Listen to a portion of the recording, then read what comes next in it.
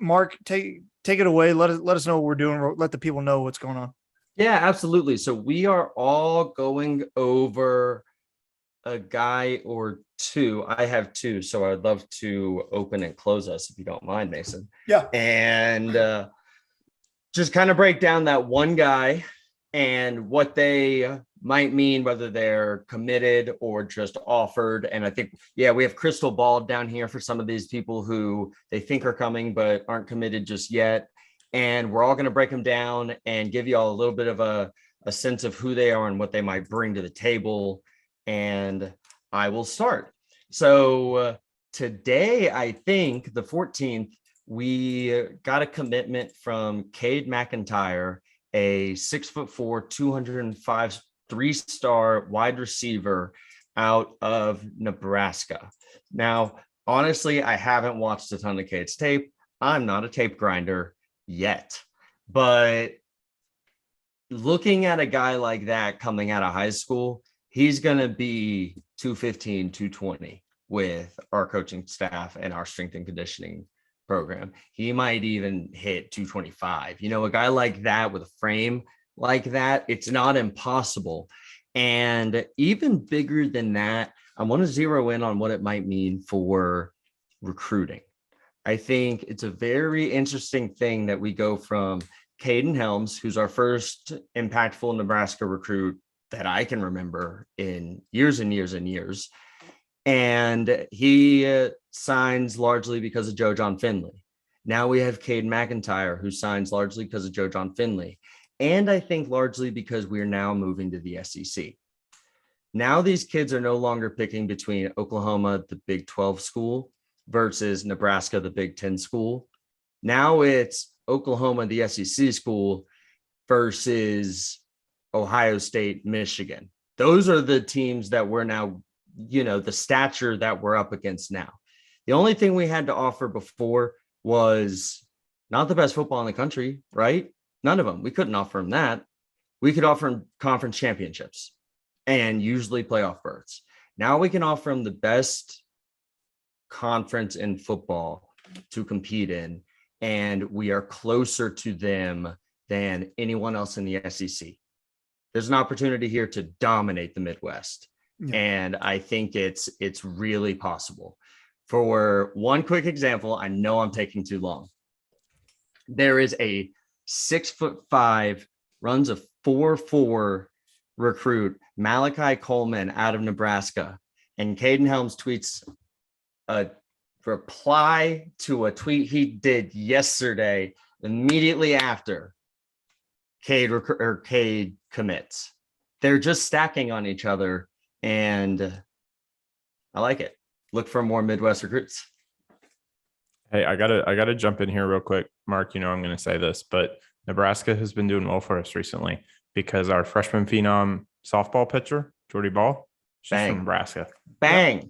So you know, it's already paying dividends. Yeah. So Mark just mentioned some Midwest ties, and that's kind of the guy I want to talk about. Is he has some Midwest ties as well. PJ Adebawore, also called PJ Adebawore. He's a 6'4", 240 edge rusher. I was just watching some of his highlights. I get big. It's hard because he's in high school and he's just obviously better than everybody else, but he looks like Myles Garrett out there. No one can block him. He's a 4-star edge rusher out of North Kansas City, Missouri. Why is that important? Because when Brent came in here, a lot of people talked about his ties to the Kansas City, Missouri area. This kid from North Kansas City, Missouri is another sign of that. He's bringing a guy, or has a interest in a kid from North Kansas City who can be a dominant edge rusher, has the potential to be a dominant edge rusher. He's the number 10 edge rusher in the country, according to 247. He's going to be a senior in 2023. Yeah, he's the class of 2023. Sorry, class of 2023. So he's ranked 10th nationally. He is between like OU and Northwestern, according to 247. Looking like it's going to be OU. He had a good visit for the Champion Barbecue. Look for him to be committed probably when before the December signing period rolls around, and sign at that time, because he, by all indications, Miguel Chavis and him are pretty close, and Miguel Chavis is turning into a great recruiter in front of our eyes. And if they are able to get this guy, it'll be good. Mace, I'm about to segue the Go. shit out of that Get it. because my guy, Cayden Green, also from the Kansas City area, southeastern Kansas City, technically Lee's Summit. It's a small suburb outside of Kansas City. He is a 6'5", 310 offensive tackle. Big dude. Big guy. Yeah. So 247 has him as 12th offensive tackle in the country, third coming out of Missouri.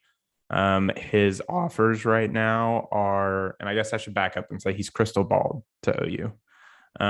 He was there at the Champion Barbecue, and then 3 other crystal balls came in from a couple different insiders, including a Michigan insider, which is where he was scheduled, I believe, to go on his official visit the following week, that he then canceled or was canceled. Don't want to make an assumption that he canceled it, but it was canceled. And then the Michigan insider basically crystal balled it to OU.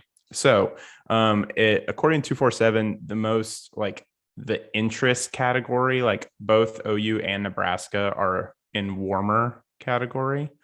So he must have some interest in Nebraska. You had an official visit there on May 20th.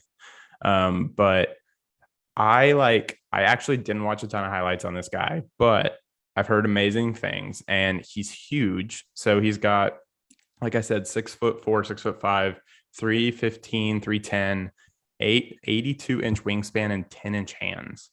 And he's got good body control, quickness. He's light on his feet, and he's also he's got a broad upper body, so able to add definition and strength, get him in the Schmitty's workout plan. I think it's going to be great. I think he's going to be able to play, wherever we need him to play. If he plays on the edge, or if he plays, somewhere else, he's able to move quickly, and I think he can make those blocks that we need to and make those tackles that we need to. So I'm excited about him. He is committing July 8th on CBS.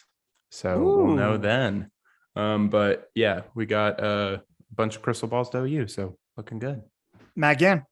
Yes, sir. Yeah, looking at this list, I was really most interested in a name that popped up, Kalib Hicks, crystal ball to OU. He is a 2023 4-star running back, 5'11", 195, coming out of my hometown, Denton, Texas. I'm just kidding. It's pretty close to where I used to live, but it's right in our backyard of where we recruit, right? Texas, Dallas, Fort Worth, Houston, all around. And this could be another big, huge win for our boy, DeMarco Murray. I think he keeps doing what he's doing when it comes to recruiting, developing kids.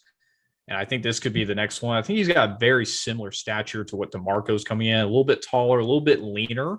But again, he's 195, so I'm sure he could put on some more pounds after he goes through our strength and conditioning. He does have some offers and interest from other big name schools such as Arkansas, Alabama, Miami, and TCU, just to name a top of the few there. But that could be another big win for DeMarco Murray and this running back crew. Again, it's a little bit up in there at this point because it looks like we have a good committee. I think we need that star guy, and maybe this is it, especially with how DeMarco Murray came in with similar stature. We'll see. Hopefully he can come our way. That'd be a huge win. All right, Mark, round us out.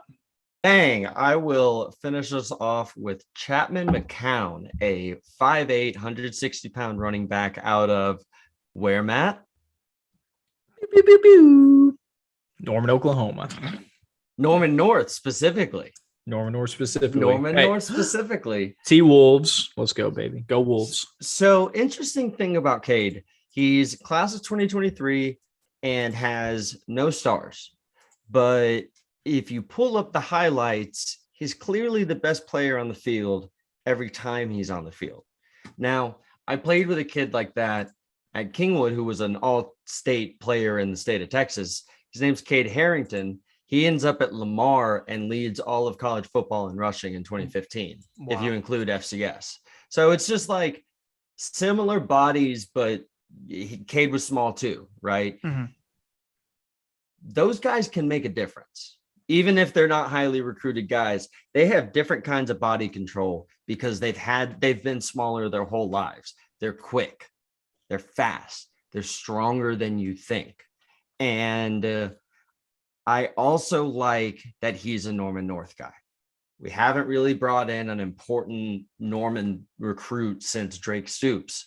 And I think it's good to keep places like that in-house so you don't lose players like Charlie Kohler to Iowa State. That's right. George George Kittle to Kittle. Iowa. Yeah. You know, you keep those guys in-house. You make sure that they end up at your school because you need to win local high school talent like that.